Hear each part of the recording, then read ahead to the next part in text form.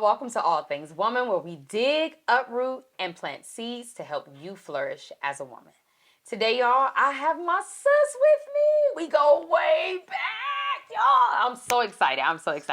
My sis Latoya Hale is with me today. Welcome to the show. Hey, girl. Yes. Y'all, I am so excited, y'all, because today she is going to share her journey of discovering that she had vaginismus disorder. We're going to explain a lot more about it as we talk about it. But I'm excited because I've been on a journey with her through it all, y'all. And we have waited for this moment that we can just tell the story and testify of God's goodness in it all. So thank you. Thank you. Thank you for trusting me with this and wanting to come on and share. Yes. So let's dig in. If you would love to share with us, how did you discover that you had this disorder? Well, I discovered having this disorder after getting married. My wedding night was, I guess, the beginning of the discovery. Of course, you married, Yeah. ready to Yeah. do what married people do. She did it right, y'all. She lived by the Bible. She did it right. And we couldn't do it. Yeah. It was so hard, and my body had just went into like lockdown mode. And so we chucked it up to, being tired. It was a full day, a long day. You remember? Yes. I was there, honey. And it was, you're not looking for a diagnosis at the time. You're just thinking, maybe I'm just too nervous and I'm too revved up. So maybe just tomorrow we'll calm down and we'll try again. Yeah. Well, we kept trying, and the entire week we were just like, what is going on? Because at first I thought I just gave it to maybe my complete fear of it, of the pain I thought that I was going to have. And I thought that maybe including my roots growing up. And, growing up, sex was never talked about in a good way. It was so it wasn't something I was ready to enjoy. Yes. It was something that I actually feared. Yeah, because we were told not to. It was a bad thing. It was a don't, and it was never made to be even beautiful. That it was beautiful in marriage, Right. And that it ain't bad. Like God created it to be good, y'all. Right. God created sex to be good. We'll talk about that, Oh, but yeah. that's a whole nother show for a whole nother day. Hallelujah, as you were, sis. But we kept trying, and then I found, of course, I started looking stuff up, Google, and I put up what I was going through, the tensing of my muscles and all of those things. And so this word came up, vaginismus, and I was like, okay. So I looked at it and saw the symptoms, and I was like, this is what I'm experiencing. And so along with that, I found a video of interview on the Tyra Banks show. Okay. And she had interviewed 3 couples who were experiencing the same thing. The first couple had been married 3 years and had never had sex. The second couple never had sex. She got drunk one night. They had sex. She got pregnant, had a baby, went back into vaginismus. Wow. The third couple, they actually had been married for 10 years, and she decided, we're going to get my hymen removed surgically. And that's how they were able to consummate their marriage. So I started to understand what it was. Yes. And felt like, okay, so I'm not crazy and I'm not by myself. Yeah. So it was a crazy discovery. Yes, for sure. yes, I can only imagine. If we can, I guess, take a few steps back and let's explain it. What exactly is this disorder? Vaginismus is 2 versions of it. It's primary and it's secondary. Primary is the one that I had. Okay. Primary is when sex is basically impossible to have because your body is in like defense mode. So it's not relaxed enough. And it's like the guy is hitting a wall. Wow. And secondary is when there is sexual intercourse happening, but it's very painful. So there are women who are having sex, but it's not enjoyable. And some of it some of it is attached to health issues as well. Okay. Like there's a whole thing with vaginismus. It's not just the sex part. Yeah. Some of it is triggered behind sexual abuse. Somebody may have experienced, and some of it could be just, you know, cultural background as well, and how you intake Yeah. the messages about sex. And so it just kind of develops this fear in which I had. And I think I had a combination of things because I also was molested when I was younger. And that coupled with the not we were so taught, the thought of sex. And the reality is the things that we are taught, like our bodies intake it, not just at words, but it intake it as, because I think when it's taught to us, our body responds. Oh yeah. And it's like, oh, it's like that. Oh, I don't want to. So I could imagine that it would create this tense you know, just like, okay, I'm not ready for that. You know, so I can only imagine. Oh my God, oh my God, oh my God. Yeah. So how at some point I know that it was hard to go through this by you guys self. Like go through it quietly. Who do we tell? How do we tell? What will people think? How are people gonna feel? So how were you guys able to share it with your community? So, Robert and I are pretty much open books. Yes. We don't really hide a lot of our information. That could be to the greater of us or to the detriment of us. I don't know yet. But I had shared with my cousin the night before. I mean the night after, and I was like, "Girl, I can't do nothing." And she was like, "Well, maybe you just need to relax, get some wine." And so I literally drunk the entire bottle of wine because I was that desperate. And I'm like, it gotta work. Yes. It has And to happen. Robert was like, "I'm not doing that with you like this." And I was like, I love my brother. I wasted this moment for nothing. And then the first couple that we talked to were you guys. Yes. Of course, you guys have always been there for us. And so in that respect, what I love about what we went through is the community that we had and have in this journey. It really pays to have people walking through life with you, because it's so easy to feel alone, especially in something that you've never heard of. Yeah, that's so foreign. So to have support and not to be ridiculed or not to be belittled or looked at crazy, it meant a lot for us to have that community. We needed it. So that's how we opened up to you all, and I can't recall how quickly we revealed to other people, but I know for sure my cousin knew first, and then you all. Yes.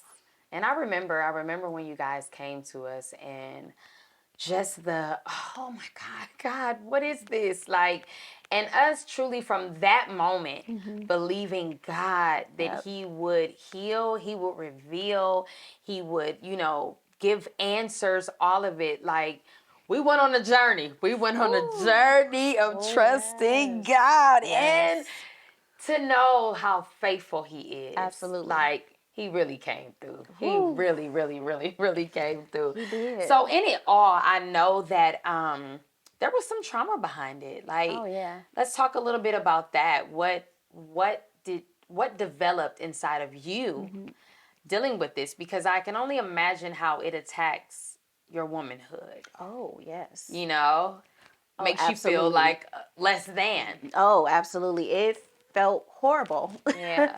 Because as I was researching things about this condition, what I saw, especially with women who have experienced sexual abuse, molestation, Mm-hmm. which I did, it was said that 90% of women who have experienced sexual abuse, molestation, which I did, it was said that 90% of women who have experienced sexual abuse, molestation, which I did, it was said that 90% of women who have experienced sexual abuse, molestation, which I did, it was said that the age in which you were sexually molested is kind of like the age that you stay emotionally. Yeah. And so it kind of felt like I hadn't grown into a woman. It was almost as if that moment had to define my womanhood. And so I didn't feel like a woman because I could not have sex with my husband. And I felt like a forever victim, like I was trapped in this as a victim in this situation. And so it definitely played on my self-esteem, which was always a struggle for me most of my life. And that just kind of like rolled into rolled into womanhood, and it's like sis, you're not really a woman. And it's like, okay, but you are. But it's the lie that gets fed to you. Yeah, and then you feel like, well, I must not be attractive, like. And there was nothing about my husband that made me feel that way. Like, if anything, I should have felt the most attractive woman, because he's like, I want it. I want you. But for me, I felt like I'm turning him off. I feel like I was slowly turning him off and turning him away, because you get exhausted trying to accomplish something that felt like you're not going to achieve it. And so I just felt stuck. Felt like I wasn't growing, maturing. And then there is a side of you that grows. It is a part of womanhood that you experience when you are sexually active. And that's probably why they tell you not to do it so early. But the Lord knew what he was trying to help so us with. I kind of felt stuck a little bit. So it was definitely hard. Hard. And so, if you don't mind sharing, just like, how was therapy? How was it going through? And what type of therapy did you have to go through? Ooh, I done went to all kind of therapy. If you was open, I called you. Hey, are you available? Are you taking new patients? Please, I need to come in. Help me. But yes. I just, the first therapist that I went to, she had diagnosed me with PTSD. Okay. After I told her about my life history, she was like, okay, well, I think a part of the reason that you can't do this is because you have PTSD from so many things, not just the molestation, but things that you experienced growing up. And I was like, wow, okay.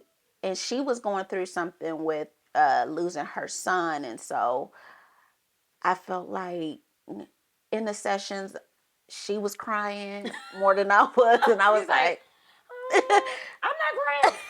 Why are you crying? Like, maybe you're fit for this, ma'am. We gotta move on. I'm gonna head on out, girl. You go to grief recovery, and God bless you. Right. Jesus. So we tried a couple of people, and it was in and out. It was in and out, up and down. So we tried to get the help that we could, but I just like, ain't nobody fixing it. So you kind of get discouraged because nobody tells you. You don't know how long you're going to deal with it. And if it feels like it's not moving it along, I'm like, well, I'm going back over these steps that I went with the last person. So, and I'm just going in circles at this point. Y'all wasting my magic. I already did this. My time. We going back to step one. So I had definitely did some therapy sessions alongside doing some discovery and digging on my own too. Sometimes I kind of make myself believe that I'm my own psychologist just because that's what I'm pursuing in school. So it's like, I can diagnose myself. I can help myself. So there's a little bit of pride in here. Come on, tell the truth. Tell the truth. But you know, I mean, most of the people that I went to diagnosed me with PTSD. So. And I mean, I can only imagine how in that moment it maybe felt like, oh, that's an answer, but then also like, but y'all not still attending to what's really going on. Okay, thanks. I got PTSD. Okay, I Yeah. just actually want to go have sex with my husband is what I'm Yeah. really trying to do. So Yeah. how was it finding a doctor that could, really assist? Because here it is, you've tried all of these things, all of these methods, and none of Yeah. them were really handling it. So at this point, it's left like, okay, a doctor, and Yeah. I've never heard of it. So I can only imagine how hard it was probably finding a doctor. As it was very hard. Yes. I when we were living in Ohio, I found a women's Clinic. facility, Okay. and so the doctor that I went to, they tried to give me a pap smear. And I said, don't know if this is gonna go well for y'all because Yeah. there's nothing that can go down Yes. Yes. there. It's not And working, they're guys. like, she's like, we're just gonna try. And Oh at the no. end, she was like, I'm so sorry, I did not know. And I was like, I have vaginismus. She was like, what's that? I said, well, Yeah. there's my help. You just said, take care, have a good day. I'm gonna head on out. And it was so hard. So the ladies, Yeah. bless their hearts, they really were willing to work with me. Yeah. But they did inform me that if I were to have anything happen, I needed to have a pap smear. Like, Yes. I was in my late 20s. Like, Yeah. there's no Yes. reason why I shouldn't. Yeah. But the lady had informed me I needed to go under anesthesia to get one. And so we were like, okay, that's going to cost money we don't have. Yes, Jesus. And then we end up moving. So then I was connected with some people and had shared my story. And they were like, oh, we have this doctor at our church. And I think she knows about a lot of this kind of stuff. And long story short, I connected with her. And the first day she was like, oh, we're going to defeat this. She literally was like, you were I'm sent taking here it for on. We're this. gonna do this together. And she was like, because I know what God put me on earth to do. Yeah. And it's to help people like you. Yeah. And she said, I know what it is, and we're going to get through it. Oh, and she God, prayed so with me good. in that office. Yeah. I mean, she prayed heaven down. Yes. I said, I did not come here for this, but thanks. I know I would have been in there like, Listen, thank you. man. Yeah. And we connected with her, and that is the lady who helped us to overcome So this let's situation. talk about the overcoming it. Woo! Since we're there. So let's talk a little bit about that. So prior to, October 2020, my husband and I had been married for a little over 9 years at that point. Yes. And we were like, we can't take it no more because it affects everything in your marriage. Does. Absolutely. Like something of this magnitude, it affects everything. Yeah. It affects your communication. Yes. It affects how you see each other. How you like interact with each other. Yeah. So we had got to a place where Robert and I are real friends. Yes. And we came to a conclusion where we were like, as your friend, I don't want to see you hurting anymore. I don't want to see you in this pain anymore. Yeah. And I don't want to cause this pain for you anymore. Yeah. So let's just divorce. Like, we did what we thought we could do. We tried. Yeah. Like, it's not as if we didn't try. Yeah. And it was very calm. Yeah. It was almost scary. Yeah, it was like God must be with us on this. He allowing this, and it's like, nah, no, he ain't. No, he's not. He's absolutely not. But we were just in a place where we were just like, we tapped out. It's too much. Yeah. And we talked about, okay, well, I think we're at the end of this thing. And we both were kind of on the same page, and we kind of like tiptoed around each other at that point. Around like November, I kind of started. Now, Vaginismus is a kit that I had ordered, and they give you dilators to help you practice. With insertion and trying to get your body acclimated to that. And we I the first time was in the summer of 2020, and I think he was just like, okay, so you should be moving right up that ladder, sis. He's like, next level, next level. Come on, you got it. Yeah. And I had got stuck.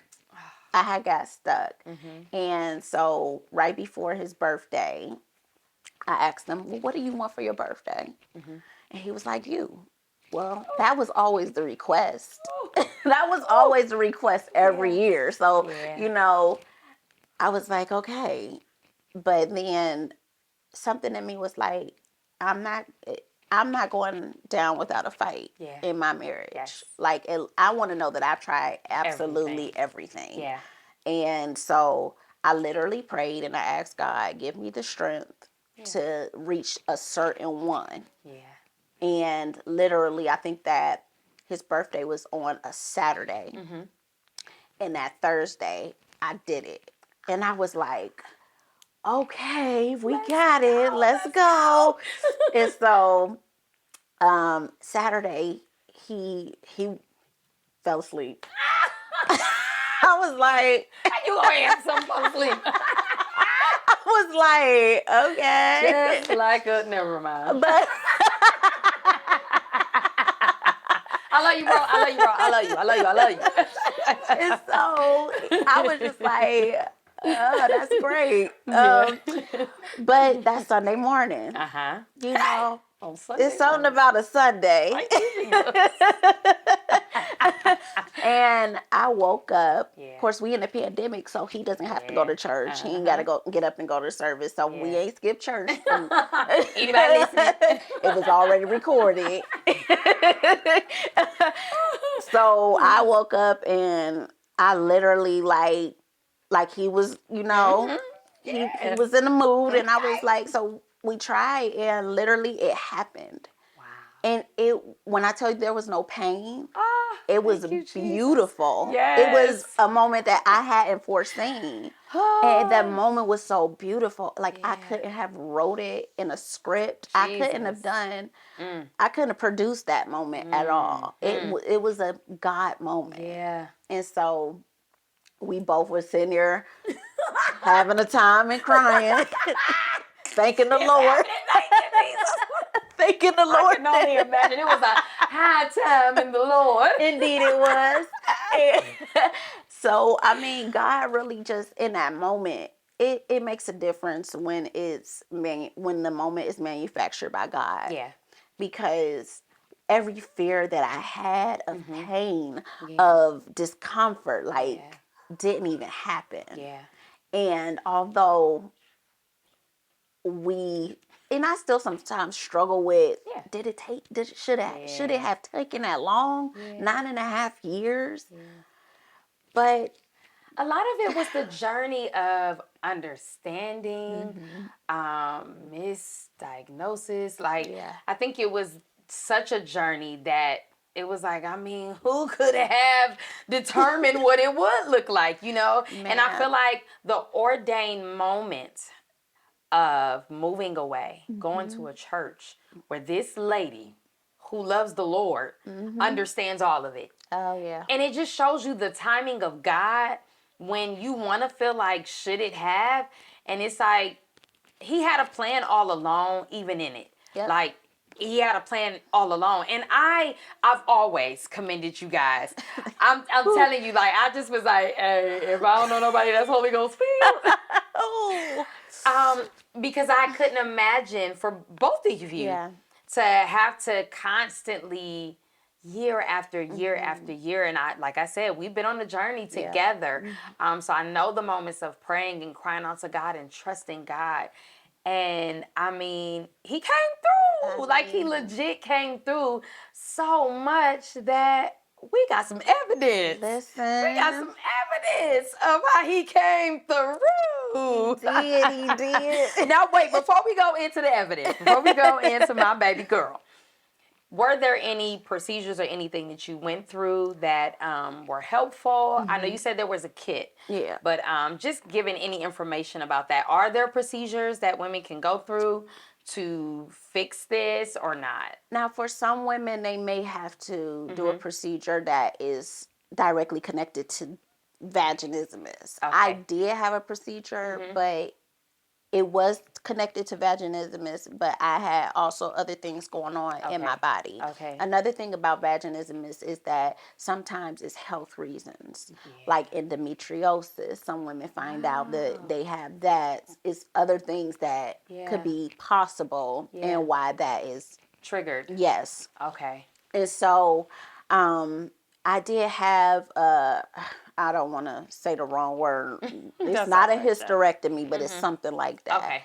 And I had to, that was my pap smear. I had to go under anesthesia in February of 2020, right before the Okay. pandemic. Okay. And I had, because she saw some things Yeah. and she saw some damage from when I was molested still evident in my body. Wow. And so we had that issue that got dealt with and squared away. So the mental was the biggest part. The biggest part to overcome. Yes. Which I could understand because, you know, I mean, in general, when you think about the life of marriage, you know, and just as a wife, you know, nothing wrong. You got nice that you got to work your mind up to be like, I can do this. I will do this. I can do this. So I can only imagine on your side of it where the mental had to be a lot of work to overcome. So let's get into him coming through. And our baby girl. I love her. So we going through a pandemic and we had a you know the after December 2020 our pandemic was pretty good. The pandemic worked for y'all. Some it destroyed and some it brought together. We enjoyed ourselves. But now the issue that I have irregular cycles. Okay. And I started late when I was 16. Okay. And I would have maybe one, you know, I had 3 consecutive months. Then for 8 months, nothing. Oh, wow. Okay. But I still have the symptoms and the PMSing. We knew that there was some things going on with my body. I had to start taking medicine. Okay. My estrogen levels were very low. Okay. And so my doctor was like, okay, well, if you want to start trying to have a baby, I'm going to have to put you on progesterone. Okay. Because I want you to be able to carry your baby. Yes. When you have her, or when you become pregnant. Yes. And so I was like, okay, well, progesterone it is. Yeah.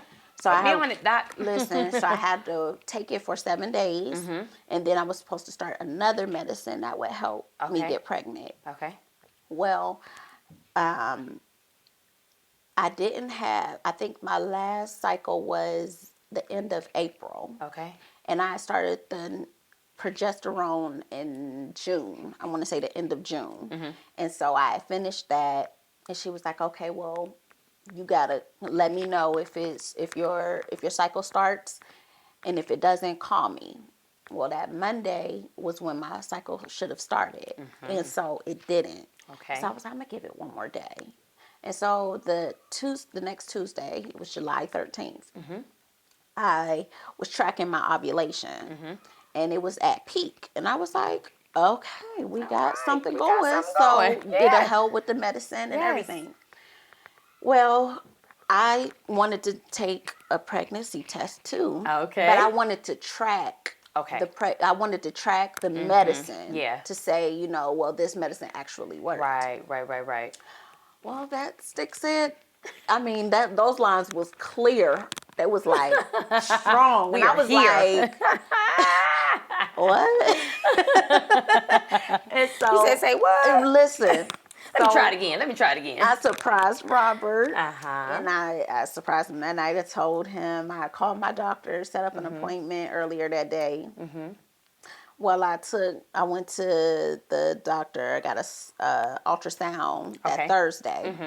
And they didn't see anything. Okay. So then that Friday, they told me I had a molar pregnancy. And that's when Your body tells you, or Yeah, no? it's like the sperm attaches itself to an egg that carries no genetic material. Oh, So wow.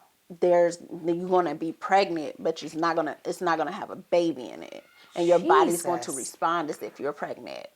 And so she had told me to come back that Friday and explain everything to me. She told me come back that Monday because then we're going to set up for you to have a DNC. So they were going to literally abort Wow. the sac that had been fertilized. Yeah. And so my doctor, get you a good doctor. Get you a good doctor, if y'all. possible, one that loves and knows Jesus. Yes. She was like, before I do that, I know how your cycles are, and they were going off of, oh, she hasn't had a cycle since the end of April. How does she think she's pregnant? So she was like, well, let me come back. Let's come back. Your blood levels were showing that you weren't viable for a pregnancy. So let's take another blood sample, and then you come back on the next Thursday and do the process again. Well, that Wednesday I got a call. Hey, your blood levels tripled. Wow. I'm just trying to give you hope because I mean we were on a roller coaster that entire weekend. I can only imagine. And so they did another ultrasound, and we went back to her office, and we were sitting there waiting, and the nurse came out of the doctor's office, and she was like, y'all gonna make me cry. And Robert was like, I was like, hold on, because I don't know if she crying tears of joy or sadness. Tears of sorrow. I need to see what type of tears these is. Yes. But she told us she brought us back to the office, and she said, you're pregnant. And we were like, Lord. Yes. And so it was just, God is just, yes, he's just amazing. Yes. He's amazing. And he's, if I've never believed him for anything else, we believed for this. I know he's real because of the daughter that I hold every day. And the fact that I had her. Yes. She was in my body jacking me up. Y'all know I was sick. Yes. As a dog. Yes. But I'm so grateful for God really doing this for us. Yes, he did. Like, I couldn't. Yeah. Couldn't ask for a better miracle than that. Man. Oh my God, y'all. Listen. This testimony, it melts my heart. It gets my heart excited. I'll never forget when they called us to tell us that you guys were pregnant. And we were actually sitting in this room, me and my husband. And they FaceTimed us, and I'm looking at the phone like, everything all right? Y'all all right? And man, when y'all dropped that news, all I can remember is Judah running and crying. I start screaming.